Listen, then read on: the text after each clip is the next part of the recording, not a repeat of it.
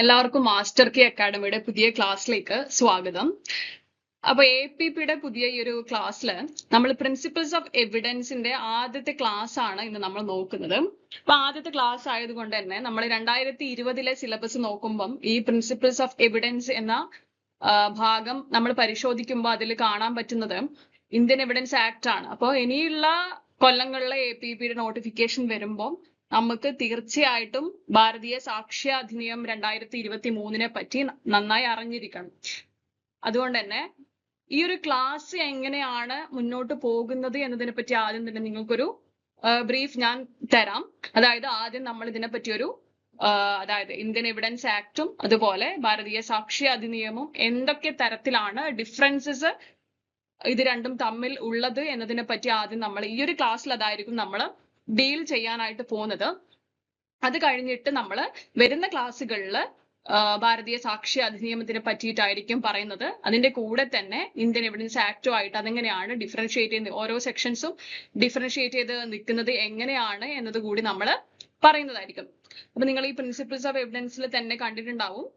അതായത് APPയുടെ 2020 സിലബസ് എടുത്ത് നോക്കിയാൽ പ്രിൻസിപ്പിൾസ് ഓഫ് എവിഡൻസ് എന്ന ഭാഗം നിങ്ങൾ കണ്ടിട്ടുണ്ടാകും. അതിലുള്ള ആദ്യത്തെ ക്ലാസ് ആണിത്.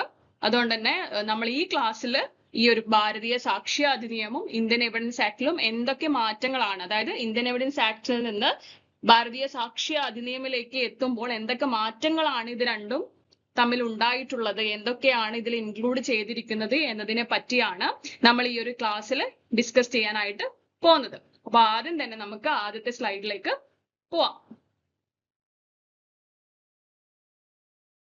അപ്പൊ difference between old and new law of evidence, അതായത് ഭാരതീയ സാക്ഷ്യ അധിനിയമവും പഴയ നിയമമായിട്ടുള്ള തെളിവ് നിയമമായിട്ടുള്ള ഇന്ത്യൻ എവിഡൻസ് ആക്ടും തമ്മിലുള്ള ഡിഫറൻസസ് ആണ് നമ്മൾ നോക്കുന്നത്. ഈ ഡിഫറൻസസ് നമ്മൾ നോക്കുമ്പോൾ ഓരോ ഹെഡിങ് വൈസ് ചെയ്തിട്ടാണ് നമ്മളിത് നോക്കുന്നത്. അതായത് ആദ്യം നമ്മൾ സ്ട്രക്ചറും ടെർമിനോളജിയും ഈ രണ്ട്, അതായത് Indian evidence Act of 1872 as well as BSA of 2023 എടുക്കുമ്പോൾ ഇത് രണ്ടും തമ്മിൽ എങ്ങനെയാണ് സ്ട്രക്ചറും അതുപോലെ ടെർമിനോളജിയും വെച്ച് എന്തൊക്കെ ഡിഫറൻസസ് ആണ് ഇവ തമ്മിൽ ഉള്ളത് എന്നതാണ് ആദ്യം നോക്കാൻ പോകുന്നത്. നമുക്കറിയാം ഈ ഒരു ഭാരതീയ സാക്ഷ്യ അധിനിയം 2023 എന്നത് ഒരു പുതിയ നിയമമാണ് അല്ലെ.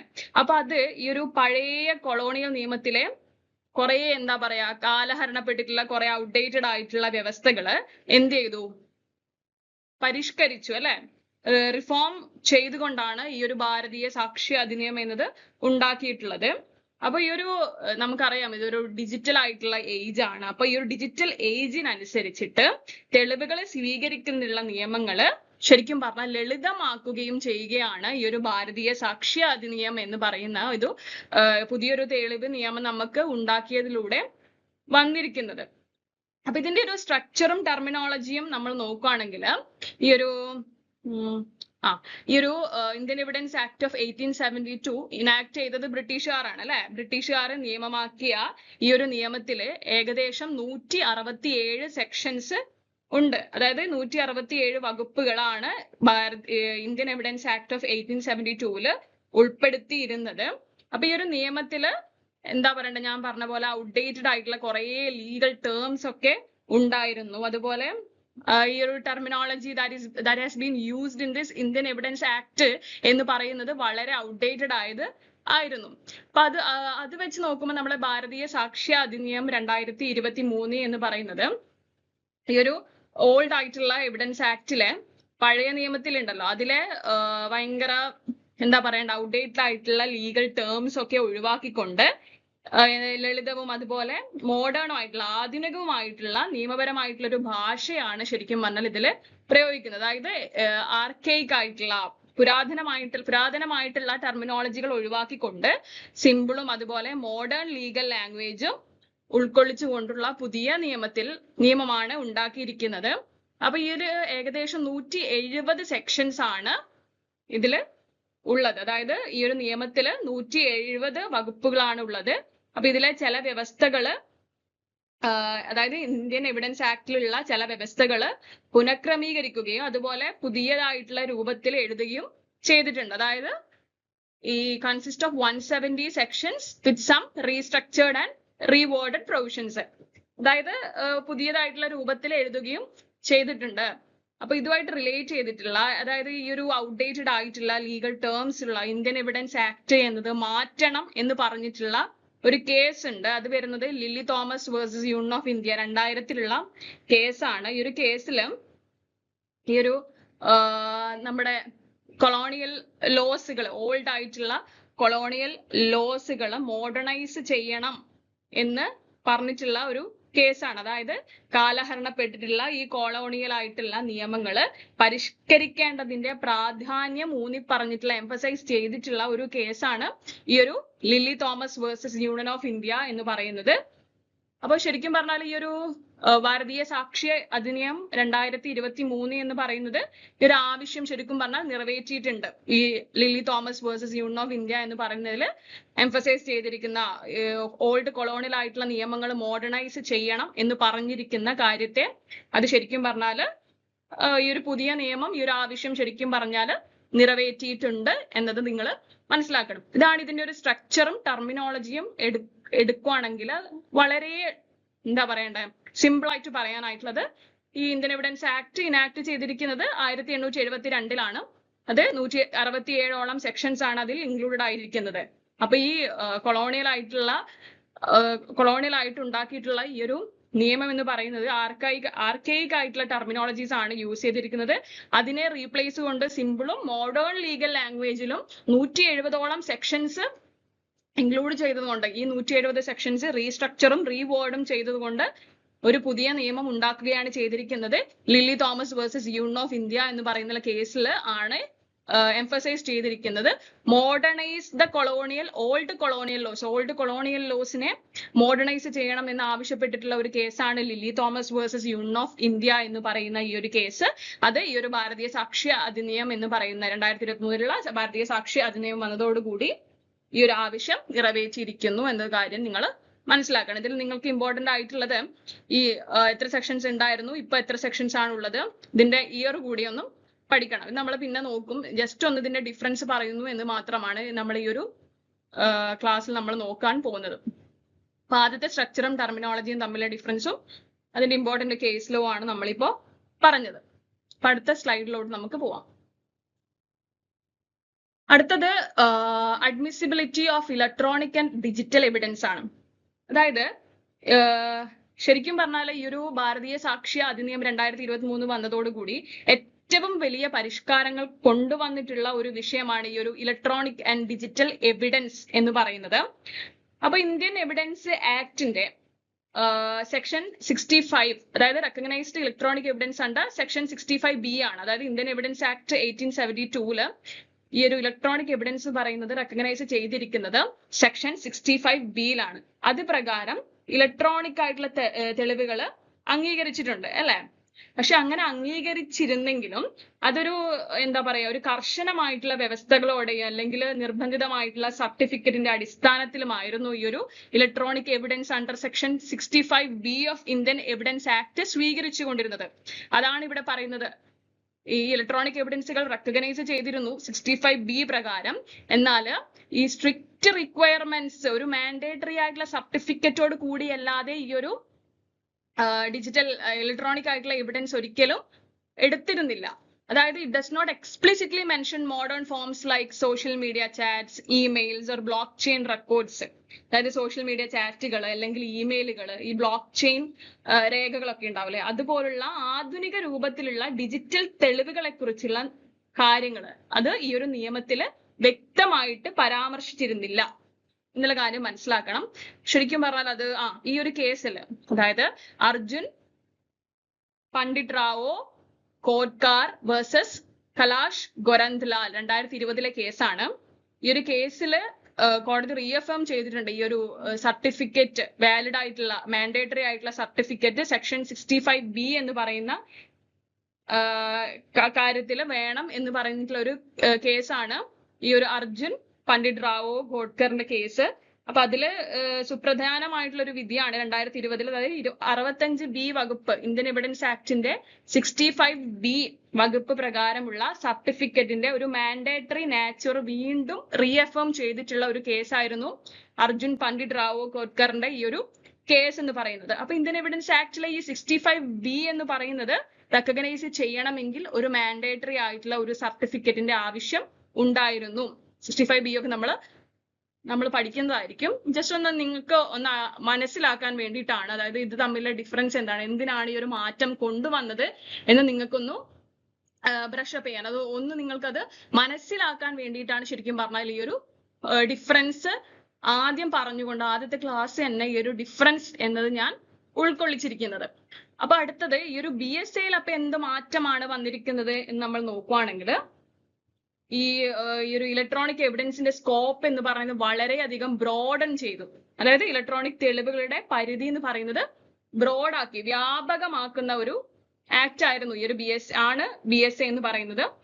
അപ്പൊ തെളിവുകളെ സ്വീകരിക്കുന്നതിനുള്ള വ്യവസ്ഥകള് ശരിക്കും പറഞ്ഞാല് സിംപ്ലിഫൈ ആക്കി. 63-ലാണ് കേട്ടോ, BSAയിലെ 63-ലാണ് ഈ ഒരു അഡ്മിസിബിലിറ്റി ഓഫ് ഇലക്ട്രോണിക് എവിഡൻസിനെ പറ്റി പറയുന്നത്. അതുപോലെ ഇമെയിലുകൾ, അതുപോലെ സോഷ്യൽ മീഡിയ ചാറ്റുകള്, ബ്ലോക്ക് ചെയിൻ രേഖകള്, അതുപോലെ കമ്പ്യൂട്ടറിലെ ഡോക്യുമെന്റ്സ്,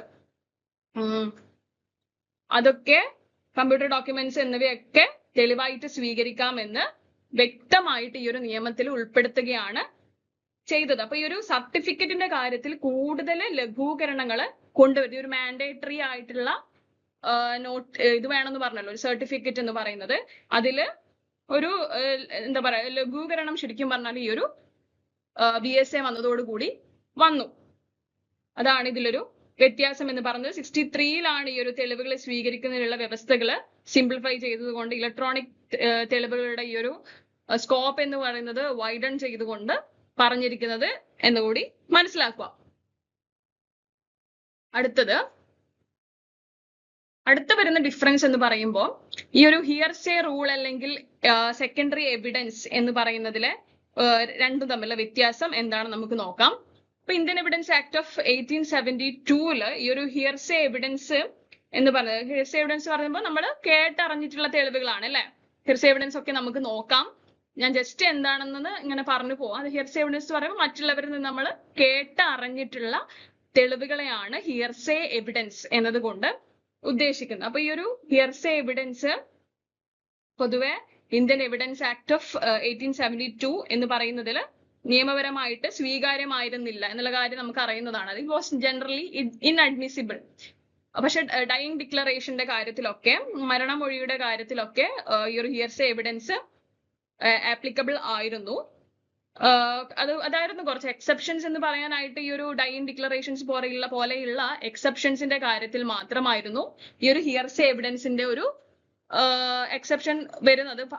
അത് എടുക്കാനായിട്ട് അഡ്മിസിബിലിറ്റി എന്ന് പറയുന്നത് വരുന്നത്. ഇനി ഈ സെക്കൻഡറി എവിഡൻസിന്റെ കാര്യത്തിൽ ഇന്ത്യൻ എവിഡൻസ് ആക്ടില്, അതായത് പ്രൈമറി എവിഡൻസ് ആയിരുന്നു ശരിക്കും പറഞ്ഞാൽ കർശനമായിട്ട് പാലിക്കേണ്ടതായിട്ട് വരുന്നത്. ഈ ഒരു secondary evidence strict compliance with primary evidence rules എന്നാണ് പറയുന്നത്. അതായത് നമ്മുടെ സെക്കൻഡറി എവിഡൻസ് അധികം അഡ്മിസിബിലിറ്റി എടുത്തിരുന്നില്ല and should be strict in adherence to primary evidence rules എന്നാണ് പറയുന്നത്. അതിന്റെ ഒരു എക്സാമ്പിൾ നോക്കുവാണെങ്കിൽ, ഇപ്പൊ ഒരു ഡോക്യുമെന്റിന്റെ ഒരു ഫോട്ടോ കോപ്പി ഒരിക്കലും പ്രൈമറി എവിഡൻസിനെ കാട്ടം മുൻതൂക്കം കൊടുക്കില്ല അല്ലെ. അതായത് ഇപ്പൊ ഒറിജിനൽ, ഫോർ എക്സാമ്പിൾ ഒരു രേഖയുടെ, ഒരു ഡോക്യുമെന്റിന്റെ ഒറിജിനൽ അല്ലാത്ത പകർപ്പുകളാണ് ശരിക്കും പറഞ്ഞാൽ ഈ ഒരു സെക്കൻഡറി എവിഡൻസ് എന്ന് പറയുന്നത്. അതായത് ഇപ്പൊ ഒരു കോൺട്രാക്ട് ഉണ്ട് എന്ന് വിചാരിക്കുക. ആ ഒരു കോൺട്രാക്റ്റിന്റെ ഒറിജിനൽ ആയിട്ടുള്ള ഒരു കോൺട്രാക്ട് ഡോക്യുമെന്റ്, അതിന്റെ ഫോട്ടോ കോപ്പി അല്ലെങ്കിൽ എന്തെങ്കിലും തരത്തിലുള്ള കമ്പ്യൂട്ടർ പ്രിന്റ് ഔട്ടുകള്, അല്ലെങ്കിൽ ഇപ്പൊ മൊബൈലിൽ ഞാനിപ്പോ ഈ ഒരു കോൺട്രാക്ട് ഉണ്ടാക്കിയതിന്റെ ഒരു രേഖ ഫോട്ടോ എടുക്കുവാന്ന് വെച്ചോ, അതൊക്കെയാണ് ഇതില് ഇൻക്ലൂഡ് ആവുക. സെക്കൻഡറി എവിഡൻസ് എന്ന് പറയുന്നതിൽ ഇൻക്ലൂഡ് ആവുന്നത് അതാണ്. അപ്പൊ ഈ ഒരു ഇന്ത്യൻ എവിഡൻസ് ആക്ടില് ഈ ഒരു സെക്കൻഡറി എവിഡൻസ് അല്ലെങ്കിൽ സെക്കൻഡറി എവിഡൻസ് എന്ന് പറയുന്നത് സ്വീകരിക്കുന്നതിൽ ഒരു സ്ട്രിക്റ്റ് ആയിട്ടുള്ള കംപ്ലൈൻസ് ആയിരുന്നു ഉണ്ടായിരുന്നത്. ഏതുമായിട്ട്? ഒരു പ്രൈമറി എവിഡൻസ് റൂൾസും ആയിട്ട് ഉണ്ടായിരുന്നത്. അതായത് ഒരു രേഖയുടെ ഒറിജിനൽ ഹാജരാക്കാൻ കഴിയാത്ത സാഹചര്യത്തിൽ മാത്രമാണ് ഈ സെക്കൻഡറി എവിഡൻസുകൾ സ്വീകരിക്കാനായിട്ട് കഴിയായിരുന്നുള്ളൂ എന്നത് മനസ്സിലാക്കുക. പിന്നെ ഈ ഒരു BSAയിലേക്ക് നമ്മൾ 2023 ഈ ഒരു BSAയിലേക്ക് നമ്മൾ വരുമ്പോൾ ഈ ഹിയർസേയിലും as well as this secondary എവിഡൻസിലും മാറ്റങ്ങൾ വന്നിട്ടുണ്ട്. അത് നമ്മൾ പരിശോധിക്കുകയാണെങ്കിൽ ഈ ഒരു ഹിയർസേ എവിഡൻസിൽ സ്വീകരിക്കുന്നതിലെ പ്രധാന തത്വത്തിൽ ശരിക്കും പറഞ്ഞാൽ മാറ്റം വരുന്നില്ല. ഒരു ക്ലിയർ റീറ്റെയിൻഡ് ഹിയർസേ റിസ്ട്രിക്ഷൻസ് എന്നാണ് പറയുന്നത്. പക്ഷെ ക്ലിയർ ആയിട്ടുള്ള എക്സെപ്ഷൻസ് കൊണ്ടുവന്നു. അതാണ് ഇതിലെ ഒരു മാറ്റം എന്ന് പറയുന്നത്. അതായത് ഈ ഒരു ഹിയർസേ എവിഡൻസ് എപ്പോഴൊക്കെ സ്വീകരിക്കാം എന്നതിനെ കുറിച്ചിട്ട് ഈ ഒരു ഭാരതീയ സാക്ഷി അധിനിയമം കൂടുതൽ സ്ട്രക്ചർ ആയിട്ടുള്ള, വ്യക്തവും സ്ട്രക്ചേർഡ് ആയിട്ടുള്ള എക്സെപ്ഷൻസ് നൽകുന്നുണ്ട്. അതായത് ഫോർ എക്സാമ്പിൾ നമ്മൾ ഡൈയിങ് ഡിക്ലറേഷൻ, അതായത് ഒരാൾ മരിക്കുന്നതിന് മുൻപ് നൽകുന്ന മൊഴികൾ, അതായത് അയാളുടെ മരണ കാരണത്തെ കുറിച്ചിട്ട് ഉള്ള കാര്യങ്ങൾ അന്നും ഉണ്ടായിരുന്നു. ഫോർ എക്സാമ്പിൾ നമ്മളെ ഇന്ത്യൻ എവിഡൻസ് ആക്ടിലും ഉണ്ടായിരുന്നു, PSAയിലും അത് ഡൈയിങ് ഡിക്ലറേഷൻസ് ഒരു ഹിയർസേ റൂളായിട്ട് നമ്മൾ എടുക്കുന്നുണ്ട്. അതുപോലെ തന്നെ ഈ ഒരു സംഭവം നടക്കുമ്പോൾ അതിനോട് ചേർന്നുണ്ടായിട്ടുള്ള കുറെ അധികം പ്രതികരണങ്ങളും അതുപോലെ മൊഴികളും സ്വീകരിക്കാനായിട്ട് സാധിക്കും. റെസ്ഗസ്റ്റേ ഉണ്ടല്ലോ, അപ്പൊ റെസ്ഗസ്റ്റേയും നമ്മൾ ഹിയർസേ റൂളായിട്ട് കൊടുത്തു. അതായത് ഒരു ക്ലാരിറ്റി ഉണ്ടായിരുന്നില്ല ഏതൊക്കെ എക്സെപ്ഷൻസ് ആണ് ഹിയർസേ എവിഡൻസ് ആയിട്ട് റിലേറ്റ് ചെയ്തുകൊണ്ട് ഉണ്ടായിട്ടുള്ളത് എന്നത് ഇന്ത്യൻ എവിഡൻസ് ആക്ട് നമ്മൾ എടുത്ത് പരിശോധിക്കുമ്പോൾ അപ്പൊ അത് മാറി ഹിയർസേ റെസ്ട്രിക്ഷൻസ് റീറ്റെയിൻ ചെയ്യുകയും പക്ഷെ ക്ലിയറർ ആയിട്ടുള്ള എക്സെപ്ഷൻസ് നൽകുകയും BSA ചെയ്തു. പിന്നെ greater flexibility in admitting photo copy, digital records and cloud based evidence. അതായത് BSA എടുത്ത് നോക്കുമ്പോൾ ഈ ഒരു ഡിജിറ്റൽ രേഖകൾ, അതുപോലെ ക്ലൗഡ് സ്റ്റോറേജിലുള്ള കോപ്പീസ് ഉണ്ടാവില്ല, പകർപ്പുകൾ, അതുപോലെ ഇലക്ട്രോണിക് ആയിട്ടുള്ള രൂപത്തിലുള്ള കോപ്പീസ് എന്നിവയെല്ലാം ഒരു സെക്കൻഡറി തെളിവായിട്ട് എളുപ്പത്തിൽ സ്വീകരിക്കാൻ ഈ ഒരു ഭാരതീയ സാക്ഷി അധിനിയമത്തിൽ നമുക്ക് സ്വീകരിക്കുന്നതായിട്ട് നമുക്ക് കാണാൻ സാധിക്കുന്നുണ്ട്.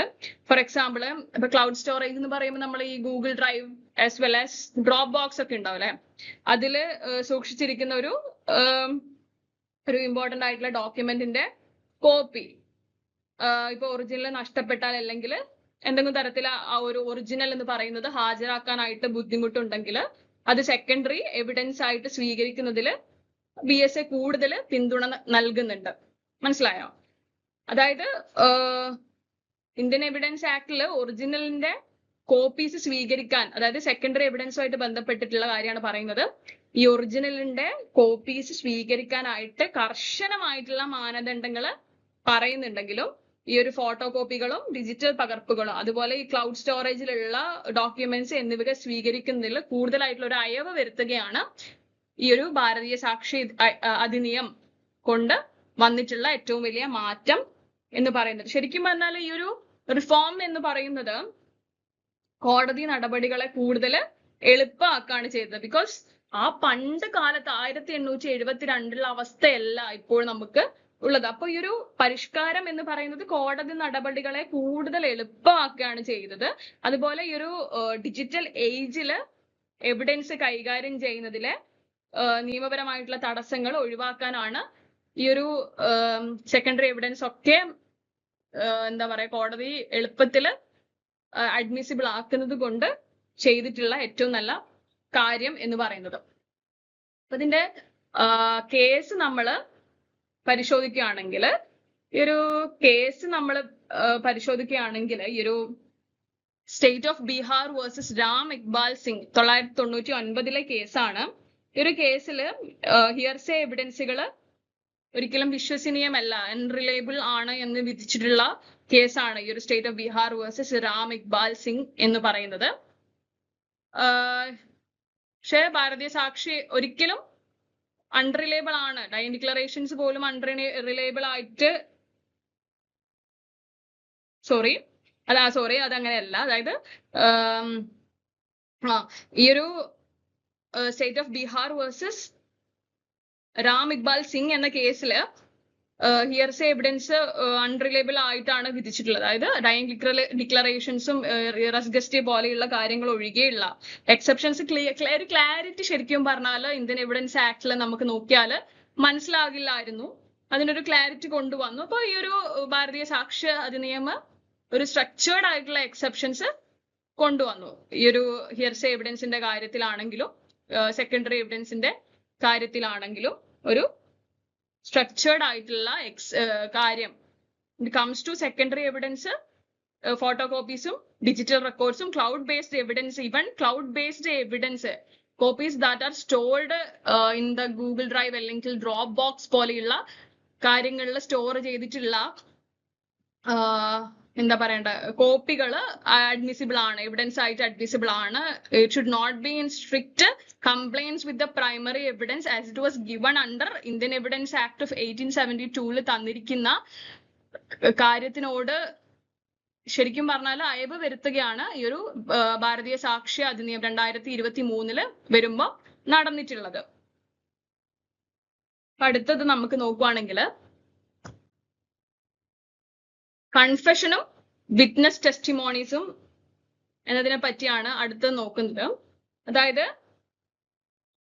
ഇന്ത്യൻ എവിഡൻസ് ആക്ടില് സെക്ഷൻ 24 മുതൽ 30 വരെയാണ് ഈ കൺഫെഷൻസ് എന്നതിനെ പറ്റി പറയുന്നത്. പക്ഷെ ഡിജിറ്റൽ കൺഫെഷൻസ് എന്നതിനെ പറ്റി ഒരു ക്ലാരിറ്റി ഇന്ത്യൻ എവിഡൻസ് ആക്ടില് ഉണ്ടായിരുന്നില്ല.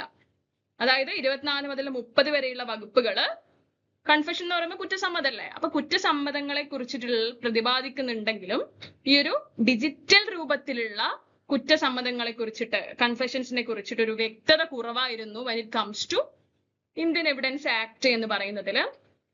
ഈ ഒരു വിറ്റ്നസിന്റെ പ്രൊട്ടക്ഷന് വേണ്ടിയിട്ട് അതാണ് ഇവിടെ പറയുന്നത്. There was no specific provision for witness protection. അതായത് വിറ്റ്നസിന്റെ പ്രൊട്ടക്ഷന് വേണ്ടിയിട്ട് ഈ ഒരു സാക്ഷികളുടെ സംരക്ഷണത്തിനായിട്ട് ഒരു പ്രത്യേക വ്യവസ്ഥകളൊന്നും ഈ ഒരു ഇന്ത്യൻ എവിഡൻസ് ആക്ടിൽ ഉണ്ടായിരുന്നില്ല. 24 തൊട്ട് 30 വരെ കൺഫെഷൻസുമായിട്ട് ഡീൽ ചെയ്തിരുന്നു. പക്ഷെ ഒരു clarity as to this digital കൺഫെഷൻസിനെ ഒന്നും പറഞ്ഞിരുന്നില്ല.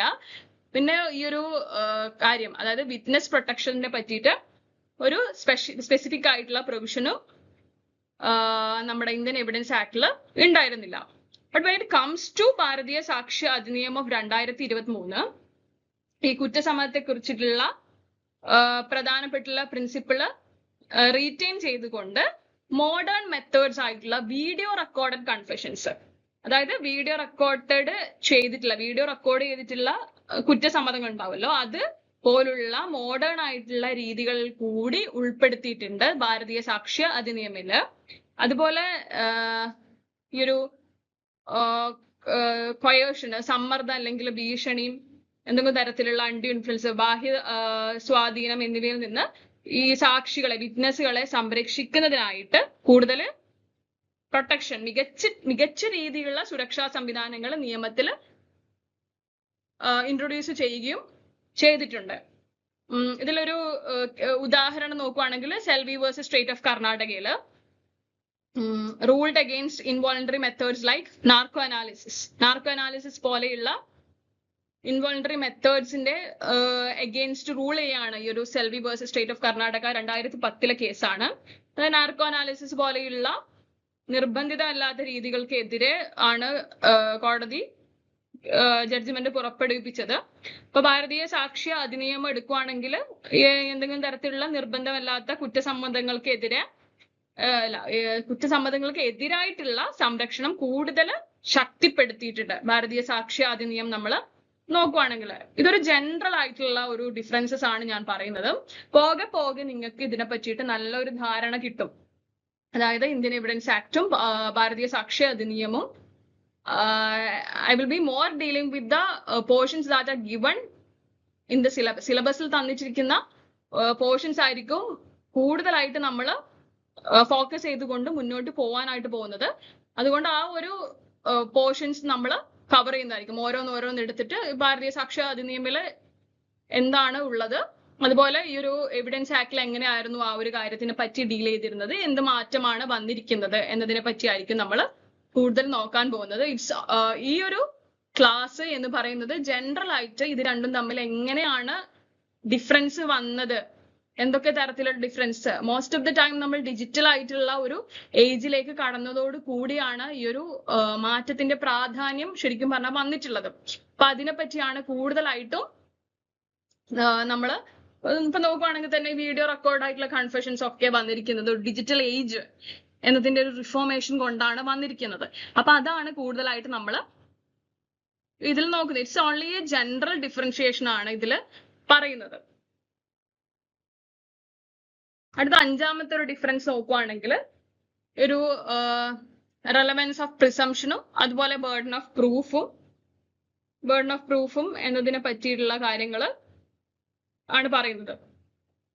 അതായത് റെലവൻസ് ഓഫ് പ്രിസംഷൻ, നമ്മുടെ അനുമാനങ്ങൾ ഉണ്ടല്ലോ അതിന്റെ ഒരു പ്രസക്തി എന്നത്, അതുപോലെ ഈ ഒരു ബേർഡൻ ഓഫ് പ്രൂഫ് തെളിയിക്കാനായിട്ടുള്ള ഒരു ബേർഡൻ ആരുടെ കയ്യിലാണ് എന്നതിനെ പറ്റി ഈ ഒരു ഇന്ത്യൻ എവിഡൻസ് ആക്ടും ഭാരതീയ സാക്ഷ്യ അധിനിയമവും എങ്ങനെയാണ് ഡിഫറൻഷിയേറ്റഡ് ആയിട്ട് നിൽക്കുന്നത് എന്നതിനെ നമ്മൾ പരിശോധിക്കുമ്പോൾ, ഇപ്പൊ ഇന്ത്യൻ എവിഡൻസ് ആക്ടില് 79-ഉം 80-ഉം ആണ് ഈ ഒരു പ്രിസംഷൻസിനെ പറ്റി മെയിൻ ആയിട്ടും ഡീൽ ചെയ്യുന്നത്. പക്ഷേ ഈ ഒരു പ്രിസംഷനെ പറ്റിയിട്ട് ഈ ഒരു അനുമാനങ്ങളെ കുറിച്ചിട്ട് പ്രതിപാദിക്കുന്നുണ്ടെങ്കിലും ഈ ഒരു ബേർഡൻ ഓഫ് പ്രൂഫ് എന്ന് പറയുന്നത് ഫിസിക്കൽ ഫോമിൽ ഉള്ളവയായിരിക്കണമെന്ന് മാൻഡേറ്ററി ആയിരുന്നു. അതായത് ബേർഡൻ ഓഫ് പ്രൂഫ് തെളിയിക്കാനായിട്ടുള്ള ഒരു ബേർഡൻ എന്ന് പറയുന്നത് ഫിസിക്കൽ ഫോമിൽ വേണം എന്നത് നിർബന്ധമായിട്ടുള്ള കാര്യമായിരുന്നു ഇന്ത്യൻ എവിഡൻസ് ആക്ടില്. പക്ഷേ when it comes to Bharatiya Sakshya അധിനിയമം നമ്മൾ എടുക്കുവാണെങ്കിൽ ഈ ഒരു പ്രിസംഷൻസിന്റെ പരിധി എന്ന് പറയുന്നത് വളരെയധികം ബ്രോഡൻ ചെയ്തു, എക്സ്പാൻഡ് ചെയ്തിട്ടുണ്ട്. അപ്പൊ ഇതൊരു എക്സ്പാൻഷനിലൂടെ ഇൻക്ലൂഡഡ് ആയിട്ടുള്ളത് ഈ ഡിജിറ്റൽ കോൺട്രാക്ട്സ് അല്ലെങ്കിൽ email as well as cloud based ആയിട്ടുള്ള റെക്കോർഡുകൾ ഒക്കെ കവർ ചെയ്യുന്ന രീതിയിലാണ് ഭാരതീയ സാക്ഷ്യ അധിനിയമം പ്രിസംഷൻസിനെ കവർ ചെയ്യുന്നത്. അതായത് ഈ ഒരു പ്രിസംഷൻസ് എന്നതിന്റെ പരിധി എക്സ്പാൻഡ് ചെയ്തുകൊണ്ട് digital contracts as well as email, ഈ ക്ലൗഡ് ബേസ്ഡ് റെക്കോർഡ്സ് എന്നിവയെയും ഈ ഒരു കാര്യത്തിലേക്ക് ഉൾപ്പെടുത്തുകയാണ് ചെയ്തത്. അപ്പൊ it allows digital evidence to fulfil burden requirements easing procedural hurdles. അതായത് ഡിജിറ്റൽ തെളിവുകൾ ഉപയോഗിച്ചിട്ട് തെളിയിക്കാനുള്ള ബേർഡൻ എന്ന് പറയുന്നത് ഫുൾഫിൽ ചെയ്തു. ഈ ഒരു പ്രൊസീജിയറൽ ഹേർഡ്സ് എന്ന് പറയുന്നതിനെ ഈസ് ചെയ്തുകൊണ്ട് എന്നാണ് പറയുന്നത്. But when it comes to Indian evidence ആക്ടില് എല്ലാ കാര്യങ്ങളും ഫിസിക്കൽ ആയിട്ടുള്ള ഫോമിലായിരിക്കണം. അതാണ് അത് ഒരു ബേർഡൻ ഓഫ് പ്രൂഫ് തെളിയിക്കാനായിട്ടുള്ള ഒരു ബേർഡൻ എന്ന് പറയുന്നത് ഫിസിക്കൽ ഫോമിലായിരിക്കണം എന്നാണ് പറയുന്നത്. അതായത് ബേർഡൻ ഓഫ് പ്രൂഫ് എന്ന് പറയുന്നത് it should be always in physical form എന്നാണ് ഇന്ത്യൻ എവിഡൻസ് ആക്ടിൽ നമ്മൾ പരിശോധിക്കുമ്പോൾ നമുക്ക് മനസ്സിലാവുന്ന കാര്യം. അതിൽ നിന്ന് BSAയിലേക്ക് എത്തിയപ്പോൾ ഡിജിറ്റൽ കോൺട്രാക്റ്റുകളും ഇമെയിലുകളും ക്ലൗഡ് ബേസ്ഡ് ആയിട്ടുള്ള റെക്കോർഡുകളും പ്രിസംഷൻസിലേക്ക് കവർ ചെയ്തു.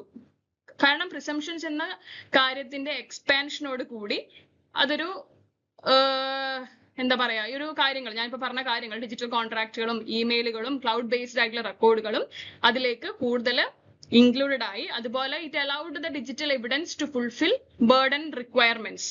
അതുപോലെ പ്രൊസീജിയറൽ ഹേർഡിൽസ് ഈസ് ചെയ്തുകൊണ്ടാണ് ഇത് ചെയ്തിട്ടുള്ളത്. അപ്പൊ ഇതിന്റെ ഒരു ഉദാഹരണമായിട്ട് പറയാനായിട്ടുള്ള സൈറ്റ് ചെയ്യാൻ പറ്റുന്ന കേസ് എന്ന് പറയുന്നത് ഷഫിൻ ജഹാൻ വേഴ്സസ് അശോകൻ KM എന്ന് പറയുന്ന കേസിൽ ഇലക്ട്രോണിക് തെളിവുകൾക്കുള്ള സർട്ടിഫിക്കറ്റ് ആവശ്യകതകളിൽ ഇളവ് നൽകി. അതായത് relaxed certificate requirements four electronic പറഞ്ഞിട്ടുണ്ട് ഇതിന്റെ മുന്നിൽ. അതായത് 65B പ്രകാരം മാൻഡേറ്ററി ആയിട്ടുള്ള സർട്ടിഫിക്കറ്റ് വേണം എന്ന് പറഞ്ഞിട്ടുണ്ട് കേസും. അതുപോലെ ആ ഒരു ഡിഫറൻസ് നമ്മൾ പറഞ്ഞിരുന്നതാണ്. അതിൽ ഈ ഷഫീൻ ജഹാൻ വേഴ്സസ് അശോകൻ KM എന്ന് പറയുന്ന കേസിൽ 2018 കേസാണ്. അതിൽ ശരിക്കും പറഞ്ഞാൽ ഈ ഒരു സർട്ടിഫിക്കറ്റ് റിക്വയർമെന്റ് എന്നതിനെ റിലാക്സ് ചെയ്തുകൊണ്ട് when it comes to electronic എവിഡൻസിന്റെ കാര്യം പറയുമ്പോൾ അതിന്റെ ഒരു സർട്ടിഫിക്കറ്റ് മാൻഡേറ്ററി ആയിട്ടുള്ള ഒരു സർട്ടിഫിക്കറ്റ് റിക്വയർമെന്റ് ഉണ്ടായിരുന്നു, അതിനെ റിലാക്സ് ചെയ്തു. അത് ശരിക്കും പറഞ്ഞാൽ ഈ ഒരു കോടതിയുടെ അപ്രോച്ച് ആണ് BSAയിലേക്ക് കോഡിഫൈ ചെയ്തിരിക്കുന്നത് എന്ന് നമുക്ക് മനസ്സിലാവും. ഈ ഒരു ശരിക്കും പറഞ്ഞ ഈ ഒരു കോടതിയുടെ സമീപനമാണ് BSA നിയമത്തിൽ ഉൾപ്പെടുത്തി പ്രൊസീജിയറൽ ആയിട്ടുള്ള കാര്യങ്ങൾ ഈസ് ചെയ്തത്, ലഘൂകരിച്ചത് എന്നത് നമുക്ക് മനസ്സിലാക്കാം. അടുത്തത് fair trial and accused rights. അതിലൊരു ഡിഫറൻസ് നമുക്ക് മനസ്സിലാക്കാൻ സാധിക്കുന്നത് ഇന്ത്യൻ എവിഡൻസ് ആക്ടില് required the physical presence of a witness for cross examination. അതായത് ക്രോസ് എക്സാമിനേഷൻ എന്ന് പറയുന്നതിൽ സാക്ഷി വിറ്റ്നസ് ശാരീരികമായിട്ട് ഫിസിക്കലായിട്ട് ഹാജരാകേണ്ടത് നിർബന്ധമായിരുന്നു when it comes to Indian evidence act. പക്ഷെ BSA നമ്മൾ എത്തിയപ്പോൾ നമ്മൾ കാണുന്നുണ്ട് ഇപ്പൊ കോടതിയിലൊക്കെ വീഡിയോ കോൺഫറൻസ് ഒക്കെ ചെയ്യുന്നുണ്ട്. അപ്പൊ it strengthen the fair trial principle. അതായത് പ്രതിയുടെ ഡിജിറ്റൽ ആയിട്ടുള്ള പ്രൈവസിയുടെ അതുപോലെ അതിന്റെ റൈറ്റ്സിനെയും സംരക്ഷണം ഉറപ്പാക്കിക്കൊണ്ട് ഒരു നീതിയുക്തമായിട്ടുള്ള വിചാരണയുടെ പ്രിൻസിപ്പിൾസ് ആണ് ശരിക്കും പറഞ്ഞാൽ ഈ ഒരു BSA എന്നത് സ്ട്രെങ്തൻ ചെയ്തിരിക്കുന്നത്. അതായത് അതാണ് ഇവിടെ പറയുന്നത്, ensuring the protection of digital privacy and the rights of the accused. അതായത് when it comes to cross examination ചെയ്യുന്നതിനായിട്ട് വീഡിയോ കോൺഫറൻസിങ് വഴിയും അതുപോലെ വീഡിയോ കോൺഫറൻസിങ് വഴിയുള്ള മൊഴികളും അതുപോലെ തന്നെ ഡിജിറ്റൽ സബ്മിഷനും ശരിക്കും പറഞ്ഞാൽ ഈ ഒരു BSA അനുവദിക്കുന്നുണ്ട്.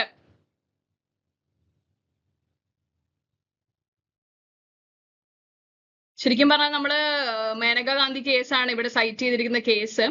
അത് സൈറ്റ് ചെയ്യാനായിട്ടുള്ള കാരണം ഈ ഒരു Maneka Gandhi versus union of India case 1978 കേസാണ്. അതില് നാച്ചുറൽ ജസ്റ്റിസിലെ ഡ്യൂ പ്രോസസ്സിനെ പറ്റി പറഞ്ഞിട്ടുള്ള കേസാണ്. നമുക്ക് എല്ലാവർക്കും അറിയുന്നതാണ്. നമ്മൾ കോൺസ്റ്റിറ്റ്യൂഷൻ പഠിച്ചപ്പോൾ തന്നെ നല്ല രീതിക്ക് പഠിച്ചിട്ടുള്ള കാര്യമാണ് ഈ Maneka Gandhi versus union of India എന്ന് പറയുന്ന കേസ്. അപ്പൊ ഈ ഒരു BSAയിലെ ഈ ഒരു ഡിജിറ്റൽ ആയിട്ടുള്ള സെക്യൂരിറ്റിയും അതുപോലെ തന്നെ ഫെയർ ട്രയല് ഈ ഒരു നാച്ചുറൽ ജസ്റ്റിസും ഡ്യൂ പ്രോസസ് എന്ന് പറയുന്ന കാര്യത്തെയും കൂടുതലായിട്ട് സ്ട്രെങ്തൻ ചെയ്തു എന്നത് മനസ്സിലാക്കാൻ വേണ്ടിയിട്ടാണ് ഈ ഒരു കേസ് ഞാൻ ഇവിടെ ഇൻക്ലൂഡ് ആക്കിയിട്ടുള്ളത്. ശരിക്കും പറഞ്ഞാല് ഞാൻ ഈ പറഞ്ഞിരിക്കുന്ന മാറ്റങ്ങള് ഈ ഒരു ഇന്ത്യൻ ലീഗൽ സിസ്റ്റത്തിനെ മോഡേണൈസ് ചെയ്യാനും അതുപോലെ തന്നെ ഒരു നമ്മളിപ്പോ ജീവിക്കുന്നത് ഒരു ഡിജിറ്റൽ ഏജിലാണ് അല്ലെ. അപ്പൊ ആ ഒരു ഡിജിറ്റൽ കാലഘട്ടത്തിലെ ആവശ്യങ്ങൾ നിറവേറ്റാനും ലക്ഷ്യമിട്ടിട്ട് ഉള്ളതാണ് ശരിക്കും പറഞ്ഞാൽ BSAയിൽ വന്നിരിക്കുന്ന ഈ ഒരു മാറ്റം. അതുകൊണ്ട് തന്നെ ഈ ഒരു ഡിഫറൻഷിയേഷൻ എന്ന് പറയുന്നത് ഇത്രയും ഡിഫറൻസസ് ആണ് ശരിക്കും പറഞ്ഞാൽ നമുക്ക് ഇതിന്റെ മോളിൽ കൂടെ നമുക്ക് നോക്കുമ്പോൾ ഏറ്റവും ഇമ്പോർട്ടന്റ് ആയിട്ട് നമുക്ക് കാണാനായിട്ട് സാധിക്കുന്നത്. അപ്പൊ ഒരു ഇൻട്രൊഡക്ഷൻ ക്ലാസ് എന്ന രീതിക്ക് എടുക്കാനായിട്ട് ഞാൻ നോക്കിയപ്പോൾ എനിക്ക് ഏറ്റവും പ്രോപ്പർ ആയിട്ട് നിങ്ങളിലേക്ക് എന്തുകൊണ്ട് ഇന്ത്യൻ എവിഡൻസ് ആക്ടിൽ നിന്ന് BSAയിലേക്ക് എത്തിക്കണം, നിങ്ങൾക്ക് അത് മനസ്സിലാകണം എന്ന് തോന്നിയത് കൊണ്ടാണ് ഈ ഒരു ഡിഫറൻസ് എന്ന് പറയുന്നത് ഞാൻ ഈ ഒരു PPTയിൽ ഉൾക്കൊള്ളിച്ചിരിക്കുന്നത്.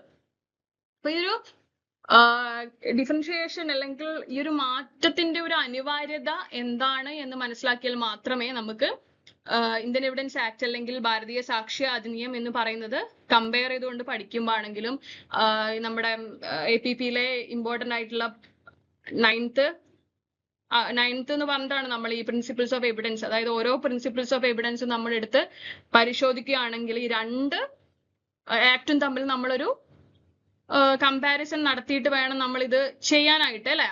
അപ്പൊ അത് നൽകാനായിട്ട് എനിക്ക് തോന്നിയിട്ടുള്ള ഏറ്റവും ഈസി ആയിട്ടുള്ള വേ നിങ്ങൾക്ക് മനസ്സിലാകാനായിട്ട് ഉള്ളത് ഈ ഒരു ഡിഫറൻസ് പറഞ്ഞുകൊണ്ട്, അതായത് ഒരു ഇൻട്രൊഡക്ടറി പോലെ ജനറൽ ആയിട്ടുള്ള ഒരു ഡിഫറൻസ് നൽകിക്കൊണ്ടാണ് എന്നാണ് എനിക്ക് മനസ്സിലായത്. നിങ്ങൾക്കിത്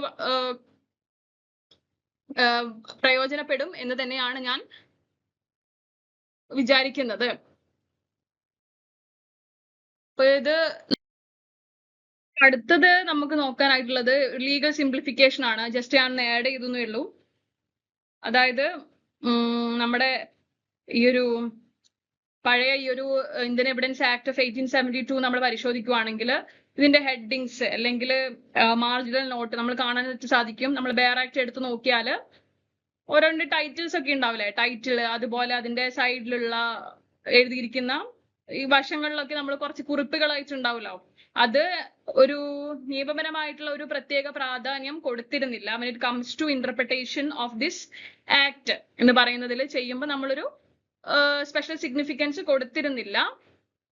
പക്ഷെ BSA നമ്മൾ എടുത്തു നോക്കുവാണെങ്കിൽ ഈ ഒരു നിയമത്തിന്റെ ഹെഡിങ്സ് ആണെങ്കിലും അല്ലെങ്കിൽ ഓരോ വകുപ്പിന്റെയും സ്ട്രക്ചറും അതുപോലെ ബാക്കിയുള്ള കാര്യങ്ങളും കൂടുതൽ വ്യക്തവും അതുപോലെ ക്ലിയറും ആക്കിയിട്ടുണ്ട്, റാഷണലും ആയിട്ടുണ്ട്, യുക്തി സഹിതവും ആക്കിയിട്ടുള്ള കാര്യം നമുക്ക് കാണാനായിട്ട് സാധിക്കുന്നുണ്ട്. ശരിക്കും പറഞ്ഞാൽ ഇതൊരു തരത്തിലുള്ള കൺഫ്യൂഷൻ, ഈ ലീഗൽ ഇന്റർപ്രിട്ടേഷന്റെ സമയത്ത് ഉണ്ടാവുന്ന ഒരു കൺഫ്യൂഷനെ ഒഴിവാക്കാനായിട്ട് ഇത് ശരിക്കും പറഞ്ഞാൽ ഹെൽപ്പ് ചെയ്തിട്ടുണ്ട്.